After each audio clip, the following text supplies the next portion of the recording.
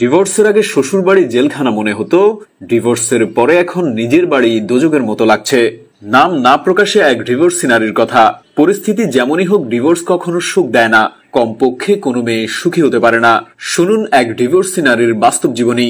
জানি না আমি কেন লিখছি, হয়তো এজন্য কারণ আমি চাই আর কেউ আমার মতো ভুল না করুক, হয়তো এজন্য কারণ আমি চাই ঠুনকো কারণে সংসারগুলো ভেঙে না পড়ুক।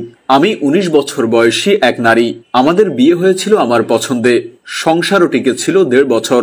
আমাদের একটা ছেলেও আছে, ওর বয়স 1 বছর। আমার স্বামীর স্বভাব চরিত্র সবই ভালোই ছিল, শুধু একটু জেদি। অবশ্য তাও সব সময় না, মাঝে মধ্যে। মানুষ ভাবে ওর বদমেজাজের জন্যই বুঝি আজ এই অবস্থা, কিন্তু আমি জানি আমাদের সমস্যার শুরুটা ওর দিক থেকে হয়নি। সব সংসারেই তো টুকটাক কিছু সমস্যা থাকে, ওরকম আমাদের মধ্যেও মাঝে মাঝে ঝগড়াঝাটি হতো। কিন্তু ঝগড়া বাদলেই আমি তল্লি তল্লা গুছিয়ে বাপের বাড়ির দিকে হাঁটা দিতাম। বাপের বাড়িতে বোনরাও আসতো, আর ভাইরা তো ছিলই। ওদের কাছে কেঁদে কেটে সব বলতাম। তখন সবাই ওকে ফোন করে বেশি কথা শোনাতো। আমার ছোট বোন তো রীতিমতো অপমান করত। আমার কাছেও মনে হতো ঠিকই আছে, কত বড় সাহস আমার সাথে লাগতে আসে, আমাকে নিজের মতো চালাতে চায়। আমার মধ্যে কেমন একটা জেদ কাজ করত। ওর কাছে ছোট হব, ওর কাছে নিজের ভুল স্বীকার করব, মাপ চাইবো, এটা ভাবতেই পারতাম না। উল্টো বড় গলা করে বলতাম, ডিভোর্স দাও, তোমার মতো লোকের সাথে কে সংসার করে। তবে ডিভোর্স আমি কখনোই মন থেকে চাইনি, ওটা ছিল মুখের কথা। ওর সামনে ছোট হওয়ার চাইতে ডিভোর্স চাওয়াই আমার কাছে সঠিক মনে হতো। একদিনের এক কথা এখনো মনে পড়ে।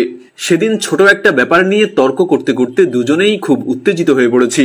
রাগে আমার শরীর কাঁপছে, যা মুখে আসছে তাই বলছি। তুই তাকারি, গালিগালাজ, অপমান কিছুই বাদ যায়নি। এক পর্যায়ে সহ্যের বাঁধ ভেঙে ও আমার গায়ে হাত তুলল। এর আগে কিংবা পরে কখনোই ও আমার গায়ে হাত তোলেনি, কিন্তু ওই একটা থাপ্পড় ওটাই যথেষ্ট ছিল। আমি বাপের বাড়ি চলে গেলাম।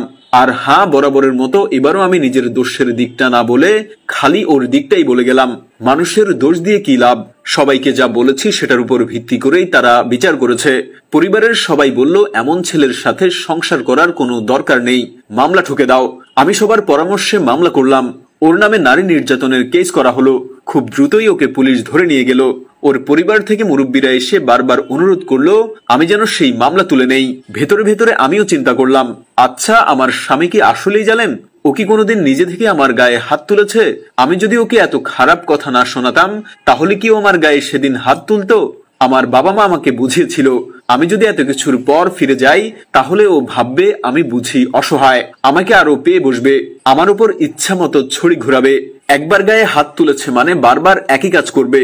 কাজেই নিজে থেকে ফিরে যাওয়ার তো প্রশ্নই আসে না। কিন্তু আমার মনের ভেতর কে যেন চিৎকার করে বলল, ও তো এমন লোক না।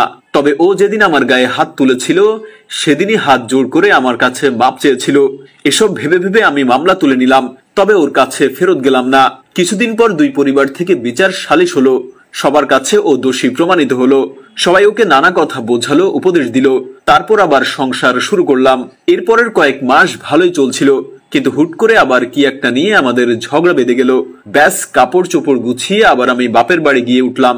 এর মধ্যে শুনলাম ও নাকি খুব অসুস্থ। এভাবে একটা ঝগড়ার পর একা একা ফিরলে সেটা ভালো দেখায় না। আর আমার বোনদের কথা ছিল, ওসব অসুস্থ টসুস্থ কিছুই না, সব বাহানা। আমরা চাচ্ছিলাম ওই পক্ষ থেকে কিছু আত্মীয় স্বজন এসে ওর ভুল স্বীকার করে আমাকে হাতে পায়ে ধরে নিয়ে যাক, কিন্তু এবার কেউ আসলো না। এরও কিছুদিন পর ও আমাকে ডিভোর্স লেটার পাঠিয়ে দিল। ডিভোর্স লেটার দেখে আমার পরিবারের সবাই খুব ক্ষেপে গেল।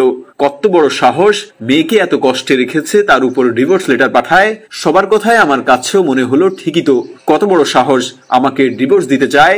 ওর সব ভুলগুলো চোখের উপর ভাসতে লাগলো। মা বাবা মনে করিয়ে দিল, ও হলো সেই ছেলে যে কিনা আমার গায়েও হাত তুলেছে। প্রতিশোধের আগুন জ্বলতে জ্বলতে আমিও ঠিক করলাম এবার ডিভোর্সই দেব। কে চায় এমন ফালতু লোকের সংসার করতে? কোর্টে গিয়েও ওকে হেনস্থা করার চেষ্টা করলাম। আমার মাসিক খরচ বাড়িয়ে একটা আকাশ ছোঁয়া অঙ্ক দাবি করলাম।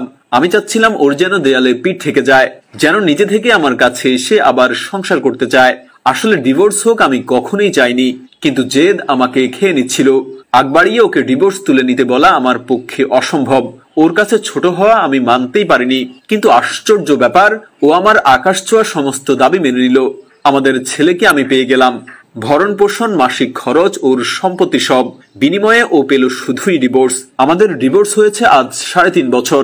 ও আবার বিয়ে করেছে, সুখেই আছে বোঝা যায়। আসলে ওর মতো নির্ঝঞ্ঝাট স্বামীকে নিয়ে মেয়েরা হয়তো সুখেই থাকবে।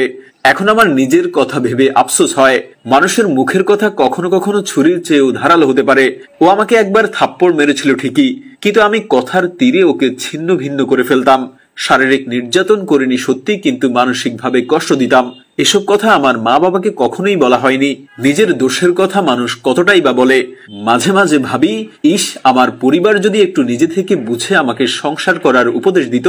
যখন আমি ওর কাছে ফিরে যেতে চাইতাম, তখন ওর খারাপটা না বলে যদি একটু ভালো দিকগুলোর কথা মনে করাতো, আমি যদি নিজের জেদ নিয়ে পড়ে না থেকে একটু ওর কাছে নত হতাম, তাহলে হয়তো আজ আমাকে এই দিন দেখা লাগতো না।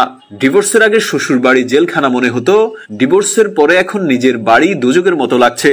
আজ আমার ভাই বোন, বন্ধু বান্ধব সবার নিজেদের সংসার আছে, কিন্তু আমার সেই ছোট্ট ভুলে সব শেষ হয়ে গেছে। তাই দোয়া করি আর কারোর সাথে যেন এমনটা না হয়।